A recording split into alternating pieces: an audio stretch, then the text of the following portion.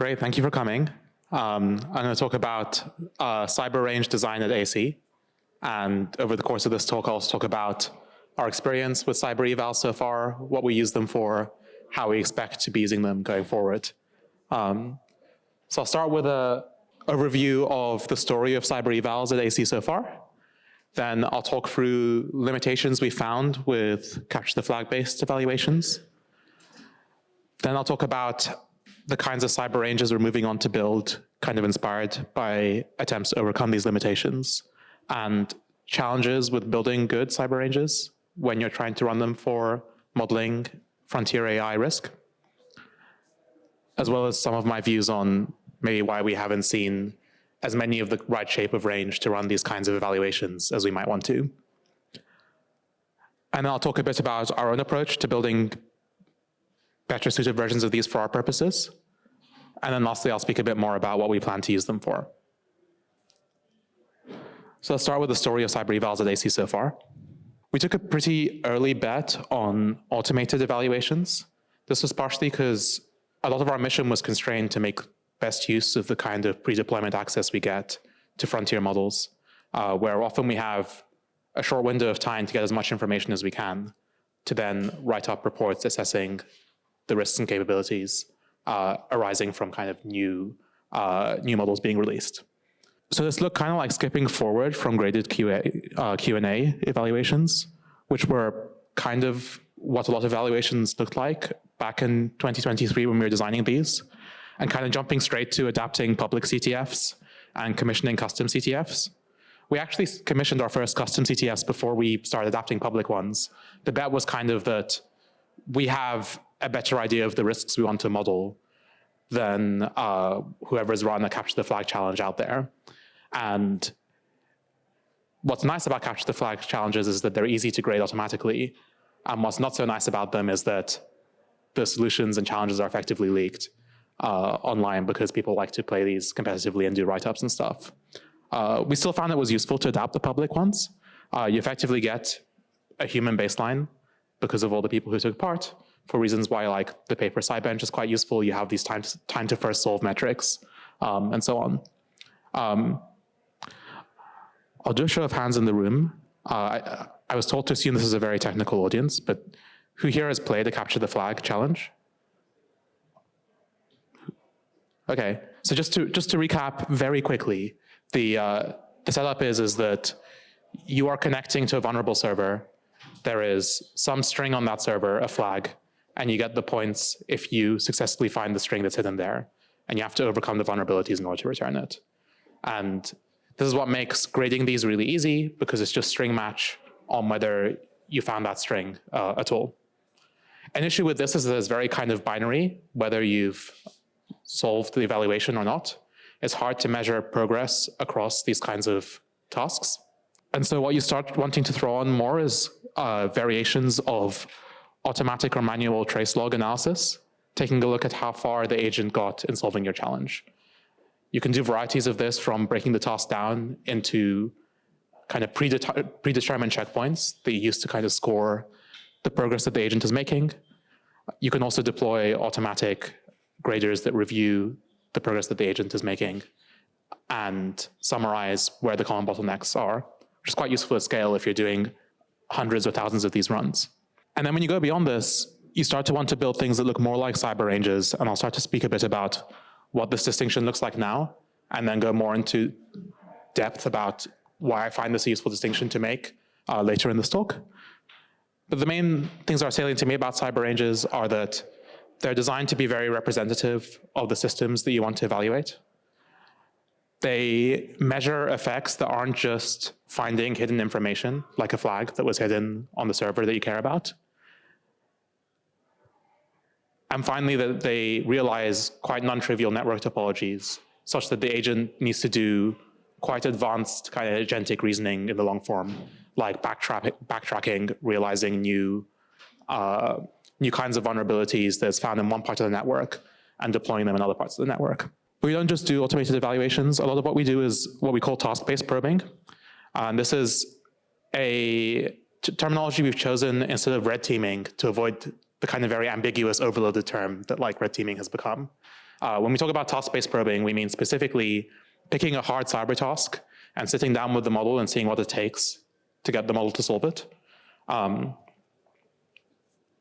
You can do this in a variety of ways. We currently mostly focus on agent-based capture the flag challenges. But just to talk up to how you get there, you could imagine just like defining a bunch of protocols for like asking the agent questions on particular tasks and seeing how it performs. You can just have a human like sit in front of a capture the flag challenge and ask the agent questions along the way as the human tries to solve the challenge. For agent-based probing, we have put the human kind of in the agent chain of thought loop, and they're kind of giving it hints to try different things as it goes along. So in between tool call iterations, instead of the standard prompt, kind of keep going, like try the next best step according to your best judgment. The human can kind of steer the agent in various ways.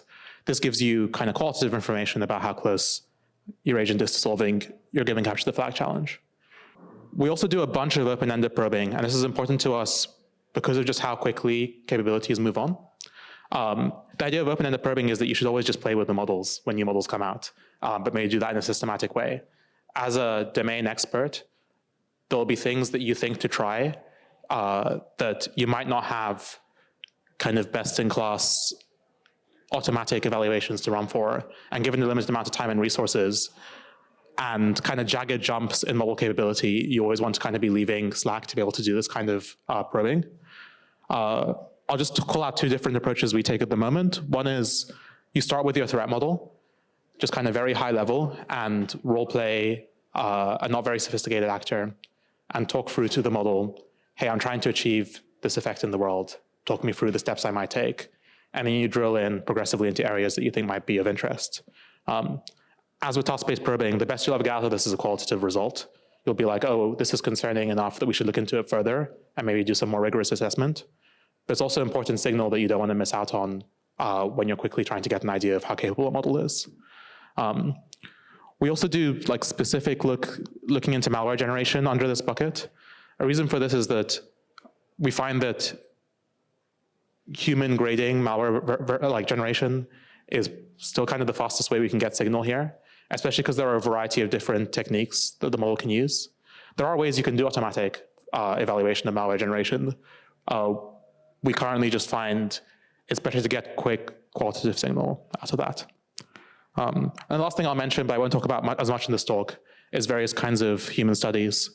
You can run randomized control trials for human factors like spear phishing or like fraud. We don't do as much of those in AC Cyber team anymore, not because we don't think this is a huge risk model, but because we think it's generally well evidenced to the level at which we should probably be focusing our resources on other kinds of evaluations. So if you see this grayed out, it's not because we don't think these are real risks. And it's not even because we don't think that there is more value in doing like another really good kind of spear phishing RCT somewhere out there, but we decided to work on other bits of the cyber threat model given our skills and shape of our team.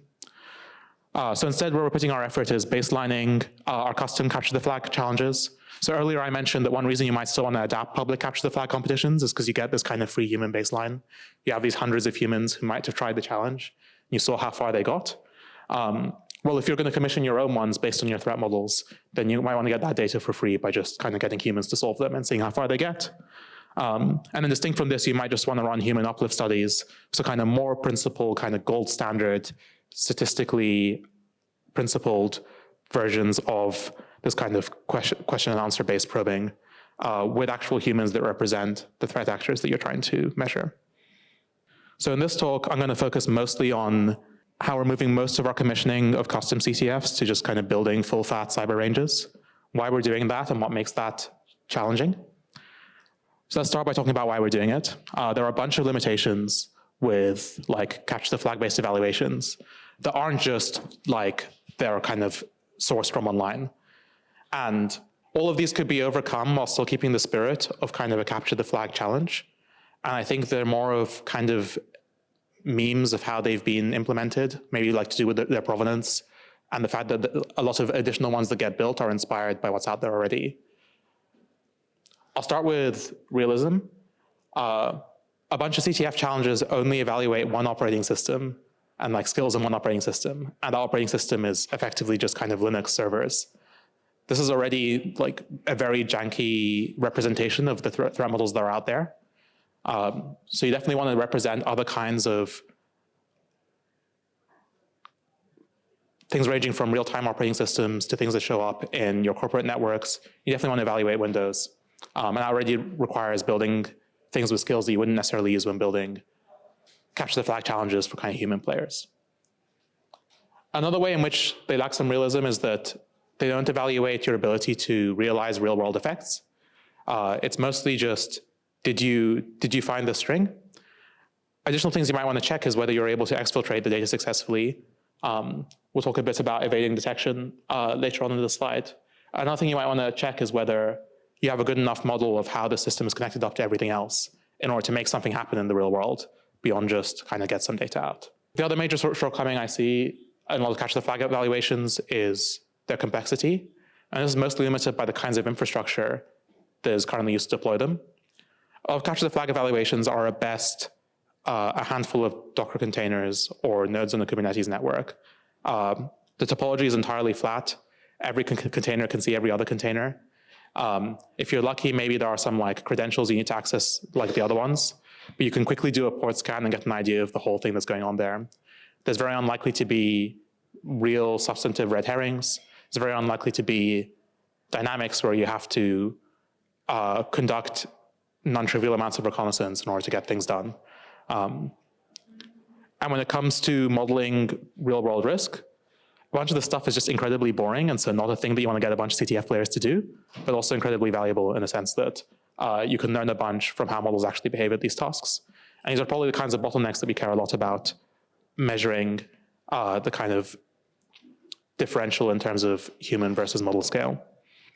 Yeah, and lastly, it's very hard to find CTFs that model good defensive monitoring. And defensive monitoring is an incredibly important tool in the kind of blue team network security tool belt. And the ability of models to deploy this kind of tradecraft when implemented as agents in order to like not get caught by a monitoring system is probably the first thing that I want to check if I were like evaluating these kinds of risks. So yeah, for each of these things, you could probably patch a CTF challenge. You could like throw some kind of monitor on top of there. You could like add some kind of red herring hosts. You could, with a bit more work, kind of port it to use a different operating system or like add additional like steps after like compromising whatever vulnerability gets you the flag. But at this point, our approach has mostly been to just kind of build things from scratch that realistically demonstrate the kinds of systems we care about. And that's where we get on to like trying to build cyber ranges. So yeah, cyber ranges have existed for a long time. A lot of people have been building these. And yet, so far when we've gone out and looked at ones that are available, they haven't been quite ripe for the purposes of evaluating frontier AI risk. I'll talk a bit about some challenges that come up there, and also just why these are kind of hard infrastructure artifacts to put together. So yeah, I mean, the main thing like to think about is the infrastructure. Like a capture the flag challenge, as I said, is at best a handful of Docker containers. You have a very kind of direct set of connections to set up. Maybe you have some container where your agent is running. You have some container where your challenge is running. You just need to network these together in a way that makes sense. Once you put everything back together from my earlier slide about the things that you're looking for here, you add a bunch of constraints to how you're going to engineer this. Firstly, you need some kind of firewall solution to segregate hosts from each other. You need support to be able to kind of spin up nodes that run multiple operating systems. You need to spread the context across the network. I think this is a thing that a lot of kind of procedural tools that generate cyber ranges trade off. So if you're generating your cyber range procedurally, you probably have a kind of a bucket of vectors, and you can kind of compose them in different ways to create different paths that an attacker can take through. But if you do this kind of coherent exploitation story where maybe there is a suspicious looking PDF on one side on one part of the network that is leaking you information about the architecture of another part of the network, it's kind of very hard to design unless you're doing this in this kind of holistic way. Yeah, your defensive tooling will need to be deployed in a realistic way, so that you can actually measure whether the agent is triggering your monitors. And lastly, you're kind of going beyond just having a target string or flag to actually measuring if a desired effect took place. Potentially, if you're looking at OT systems, you're kind of emulating some bit of like programmable logic controller hardware or something in order to see if the agent is able to affect it. So yeah, a bunch more skills are required to build these things. And one thing I'll say up front is that a lot of these don't get built because the people with these skills are busy defending the actual systems that look like this. And I think that's probably a good thing. I think people who've worked in various parts of kind of blue team cybersecurity will probably relate that like good representative staging stacks, let alone like cyber ranges, are kind of hard to come across for the same reason that kind of keeping them up to date is a place you're going to be spending your engineering points that you'd probably rather just spend them making the system more secure. This is part of my theory as to why like exactly good representative versions of this haven't been built. But there are some others that I have in mind. So there's a kind of small industry of cyber range solutions that are kind of overfit to historic AI capabilities. So they're kind of built to evaluate 2020s, early 2020s reinforcement learning models. We're still very much in the 2020s. This field just moves fast. Or they evaluate kind of quite procedural tools. And so the kinds of threats and bottlenecks that you see for language model agents are not the kinds of places where you spend more points making the range more realistic.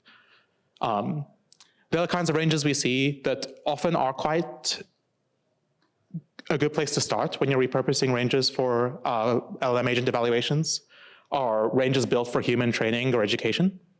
This is like probably the biggest market for these kinds of infrastructures that I had on the previous slides, just kind of training blue teams better understand what it's like to be an attacker, training kind of CTF players who got on board of like quite modular, kind of repetitive capture the flag style tasks. I'd say even in these training cases, you often have artificially narrow action spaces such that the range is there kind of to demonstrate or test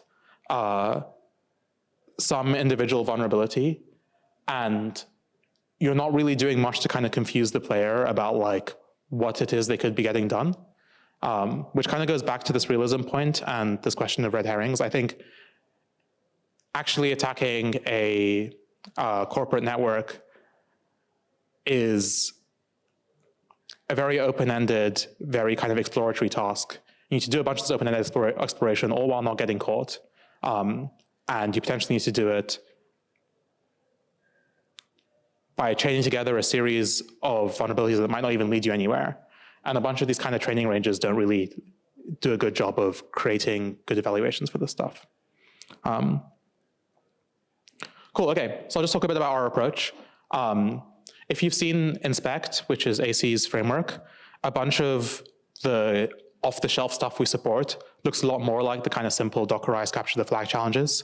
It's just kind of a flat network of containers, like something you've put together with Docker Compose or Kubernetes. And one approach we could have taken that we chose not to is to use a bunch of Kubernetes additional tooling, things like Cilium, to put in things that approximate firewalls or network segregation between the containers. The reason we chose not to do this was that even if you do all of that, you're still going to lack a bunch of the things, support for the things that I mentioned earlier. You're still going to have a lot of trouble getting off the ground with hosting like non-Linux operating systems. You're going to have trouble getting off the ground doing like realistic defensive network monitoring. So the approach we've taken instead is just to run kind of beefy, bare metal like servers, run a hypervisor on those servers, and then nest a bunch of virtual machines inside the hypervisor. This gives us like an incredibly deep amount of control over the network that we're setting up. We can spin up any kind of, within reason, kind of virtual machine. We can configure the network however we want it to look like, and kind of deploy unpatched off-the-shelf software in a fairly safe way in order to run these evaluations. Tools we've been exploring for this are Proxmox and Vagrant. If you have experience building this kind of stuff, please come chat to me afterwards. We're currently going quite deep in a specific Proxmox-based solution. And we have some demos of that, although for reasons unrelated to the nested virtualization and more related to difficulties using my government laptop abroad, I wasn't able to show those at lunch today, but we can show them some other time. Okay, lastly, I'll talk about what we plan to use the ranges for. For that, it's good to go back to the variety of evaluations we run at the AI Safety Institute. I think under our existing categories, the first thing to say is that you can just make everything a lot better if you have these kinds of environments. So taking the things that we think are generally most useful at the moment, you can take your agent, kind of throw it at this range, and now just run trace log analysis of everything it's doing. This will teach you two things. Firstly, all the standard stuff about how far the agent is getting. But secondly, you'll learn a bunch about, from a defender perspective, how to detect this kind of behavior on your network, which is less of a concern now because active agent-based attackers are a thing that we're not seeing as much of, if at all, in the wild. But as this kind of jagged frontier capabilities becomes clearer, as agents become better and worse at different kind of subdomains of cybersecurity, having an understanding for what these kinds of patterns of behavior look like is potentially a very useful thing. You can also just now do your task-based and agent-based probing on things that look a lot more like the real environments you care about. So you're less looking at, does this agent find this one weird trick to solve the CTF, to kind of just navigate across these various virtual machines? Can it do the recon required to find new vulnerabilities to deploy? And then lastly, you can do all the same things that you do a human study for, except now you're doing it for the things that you care about in terms of your risks. I'll end by going over the main overarching thing this gets us, which is you can also just build things that represent the systems that you're actually worried about, rather than relying on proxies as much. I think that alone is the biggest win. If there were a cheap way to just get information about where bottlenecks kind of actual malicious users might see, we should also be getting that information. But in the absence of that, I think these kinds of approaches are probably the best ones that we have. And so with that thought, I have time for questions. I'll just leave us on the slides. It says here I have 6 minutes for questions, so fire away. Can you say more about sort of a slightly bigger picture, sort of AISI's visions or hope for this? So my understanding all of this is sort of evaluating how good, and building capacity for continuously evaluating how good these systems are at causing cyber risks. After that, are you hoping that to reform regulation? Are you hoping to identify mitigation measures that will be particularly useful? Or, what do you see? Yeah, it's both. So the reason to build the range according to the systems you're most worried about leans more towards regulation than big policy decisions, because you're getting information about real cyber risk on systems that are high risk to the world. And then the reason on the other extreme to kind of make them quite granular and realistic is to get information about actual models available today that might be materializing these risks. What are they great at? What are they bad at? And how can we use that information to inform? At AISI, we call this work kind of domain-specific mitigations. So assume that you're just mitigating cyber risk. You've done all these evaluations on these realistic systems, learned a bunch of stuff about how the models behave.